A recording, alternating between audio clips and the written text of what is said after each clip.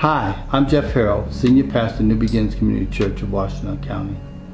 The entertainer Beyonce Knowles once stated, "It's been said that racism is so American that when we protest racism, some assume we're protesting America." Systemic racism is a system that upholds a racial hierarchy through laws, policies, and practices that benefit one race and disadvantage another. In America, in addition to laws, discriminatory practices have been in place that prohibit black advancement, all under the protection of law. The GI Bill was established to provide World War II vets with assistance in purchasing homes and paying for college. Yet thousands of black veterans were denied admission to colleges, loans for housing and businesses, and excluded from job training programs. Programs funded by federal money were run by local officials across the country, and whites were disproportionately favored over blacks. And due to racism in the armed services, African Americans received a higher rate of dishonorable discharges from the armed services, making them ineligible for GI Bill benefits. In 1934, Congress established the Federal Housing Administration to ensure mortgages made by private lenders for single-family properties, multifamily rental properties, hospitals, and residential care facilities. The aim was to spur home ownership by taking the risk out of the lending process. In his book, The Color of Law, Richard Rothstein examines the local, state, and federal housing policies that mandated segregation. He reports how the FHA refused to insure mortgages in and near African American neighborhoods. The policy was known as redlining because the agency literally drew a red line around black and minority neighborhoods on maps and refused to issue mortgages to homeowners within the boundaries of the red line. At the same time, the FHA was subsidizing builders who were mass producing entire subdivisions for whites, with the requirement that none of the homes be sold to African Americans. The combination of the discriminatory practices of the GI Bill and the FHA have largely contributed to the wealth gap between black and white households, because home ownership is a leading factor in the development of family and generational wealth. Over-policing the black neighborhoods leads to more people of color, mainly black and brown men, being arrested at a higher rate, even though blacks and whites commit crimes at roughly the same rate.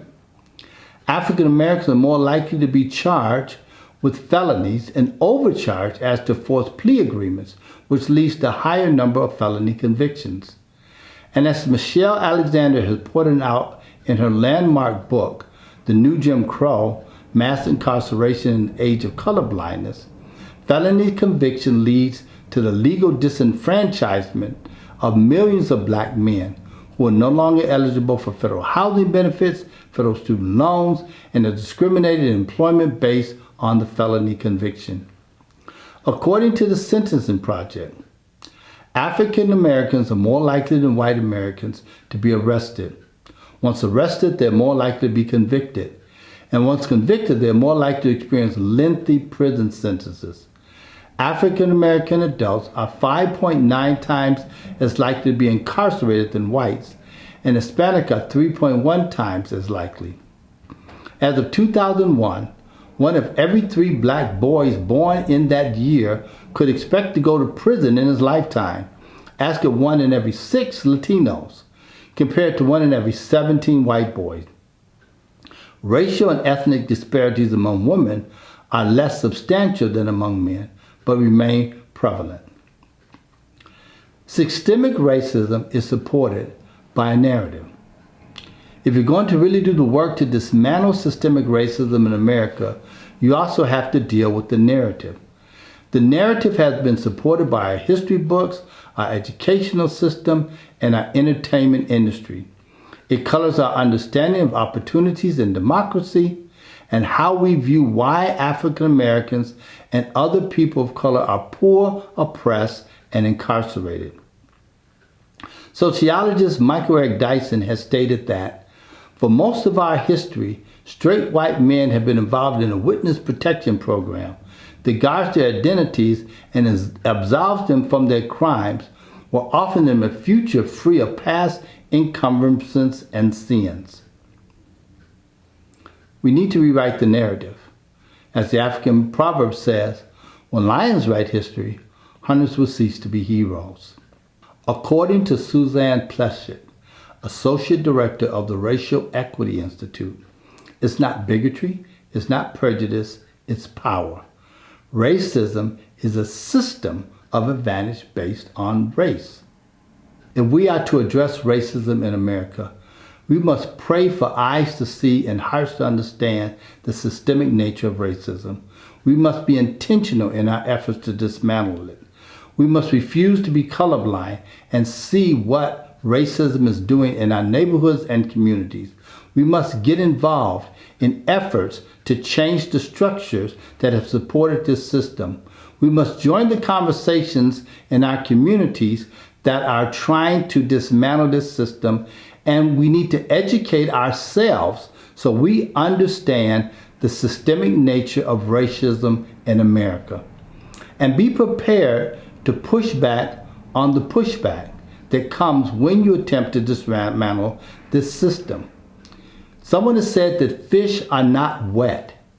They are swimming in the water, and white Americans are swimming in a sea of privilege. As noted by Reverend Dr. Laura Hunt, the prophets produce anger in the Israelites because they are calling people to change, and Israelites are comfortable and they don't want to change. And that is why you need to be ready to push back on the pushback when you attempt to make change in the systemic racism that exists in our communities. Why is it imperative that we work to dismantle systemic racism? Because Psalm 11:7 says, "For the Lord is righteous, he loves justice, the upright will see his face." As a closing thought, I want to read to you a section of the new book, Caste, The Origins of Our Discontent, by Isabel Wilkerson.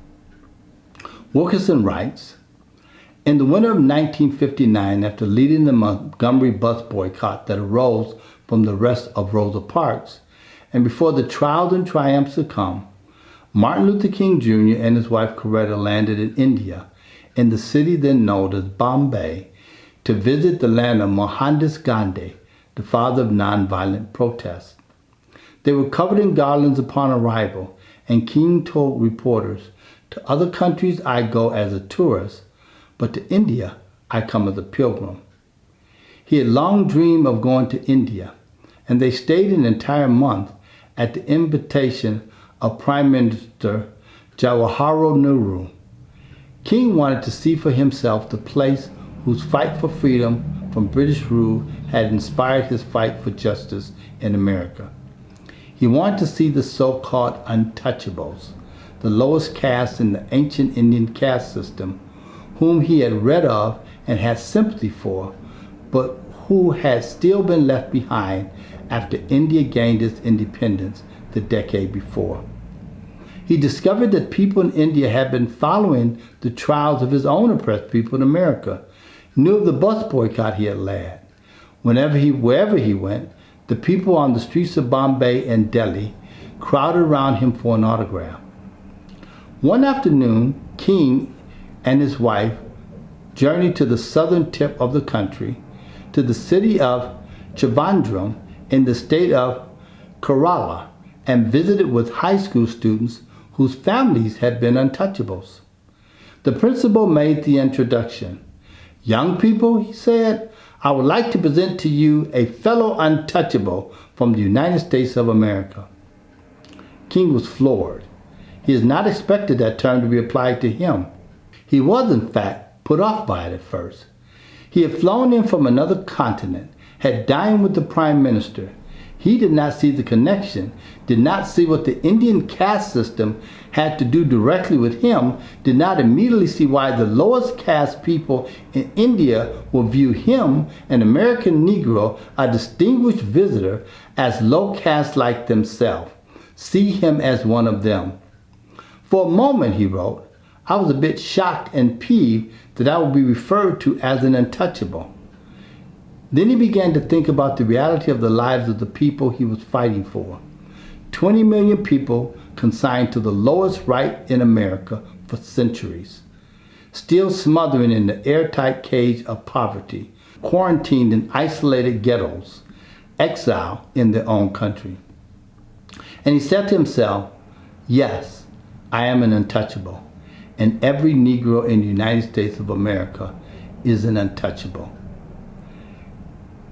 In that moment, he realized that the land of the free had imposed a caste system not unlike the caste system of India, and that he had lived under that system all of his life.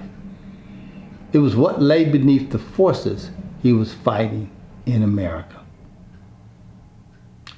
Ryan Shanahan of the Vera Institute has stated, "The U.S. has never grappled with the legacy of slavery or Jim Crow. What will we think if 70 years after the Holocaust, 60% of the people in German prisons were Jewish? Would we question the laws that locked them up?